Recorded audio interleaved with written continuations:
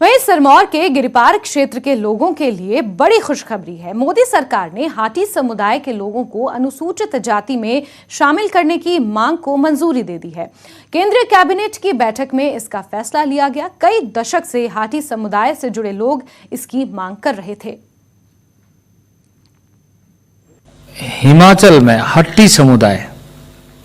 हट्टी समुदाय सिरमौर जिले के अंदर ट्रांसगिरी क्षेत्र में यह इस एरिया स्पेसिफिक रहने वाले जो लोग हैं उनके लिए ये फैसला मंत्री मंडल ने किया है और इससे लगभग वहाँ 1,60,000 लोग अब इस सूची में शामिल होंगे। इसी तरीके से इस मामले में सीएम जयराम ठाकुर ने ट्वीट कर प्रधानमंत्री